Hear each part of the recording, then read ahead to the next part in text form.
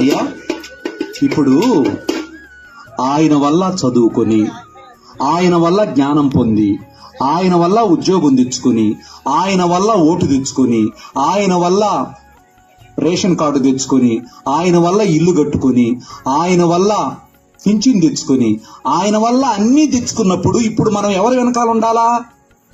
ఎవరి వెనకాల ఉండాలా? ఆయన వల్ల కదా అన్నీ వచ్చింది. ఎవరి వెనకాల ఉండాలా మనం? ఇప్పుడు ఎవరి మాట వినాలా మనం?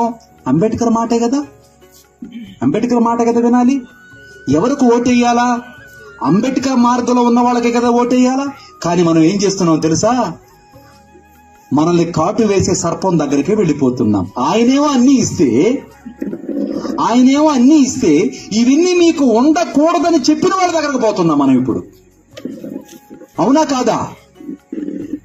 మీరు చదువుకోకూడదు, మీరు ఉద్యోగాలు చేయకూడదు, మీరు డెవలప్ అవ్వకూడదు, మీరు మంచి ఇంట్లో ఉండకూడదు, మీకు రాజకీయాలు వద్దు, మీకు పదవులు వద్దు, మీరు మాత్రం చెప్పులు కుట్టుకుంటూనే డప్పులు కుట్టుకుంటూనే ఉండాలా, మీరు మాత్రం చేపలు పట్టుకుంటూనే ఉండాలా, మీరు యానాదోలుగానే ఉండాలా, మాదిగోలుగానే ఉండాలా, మాలోలుగానే ఉండాలా, మీరు నాశనం అయిపోవాలా, మీరు అంతరించిపోవాలన్నా చెప్పారే, వాళ్ళ దగ్గరకు పోయి వాళ్ళకు ఓటేసి వాళ్ళని గెలిపించుకొని వాళ్ళ చేత మళ్ళా తన్నించుకుంటున్నాం. ఇది ఇప్పుడు మనం చేస్తున్న పని.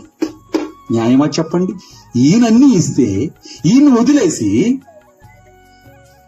మనకెవరైతే అన్యాయం చేశారో, ఎవరైతే మోసం చేశారో, ఎవరైతే మనల్ని నీచంగా చూశారో వాళ్ళ దగ్గరకే పోయి అయ్యాయి అంటున్నాం. అందుక ఆయన కష్టాలు పడింది, అందుక ఆయన బాధలు పడింది, అందుక నలుగురు బిడ్డలు చంపుకునింది. ఎప్పుడు తిన్నాడు, ఎప్పుడు నిద్రపోయాడు, ఎప్పుడు చదివాడు, 16 డిగ్రీలు ఎప్పుడు సంపాదించాడు? ఆశ్చర్యం ఇది. రాత్రి కరుణ్ రాజు గారు ఐఏఎస్ అంటాడు, ఈ భారతదేశంలో ఉన్నటువంటి మెదడు అంతా ఒక చోట పెడితే మేధావులు అనబడేవాళ్ళు, ఈ భారతదేశంలో మేధావులు అనబడే వాళ్ళ మెదడంతా ఒక పక్క పెడితే బాబాసాహెబ్ అంబేద్కర్ యొక్క మెదడుకు సాటి రాదంట. ఒకసారి ఆలోచించండి. 1 డిగ్రీ పాస్ అవ్వాలంటే డిమికిలు కొడుతున్నాడు మనిషి. 1 డిగ్రీ పాస్ అవ్వాలంటే నానా కష్టాలు పడుతున్నాడు. 16 డిగ్రీలు ఎప్పుడు చదివాడు ఆయన?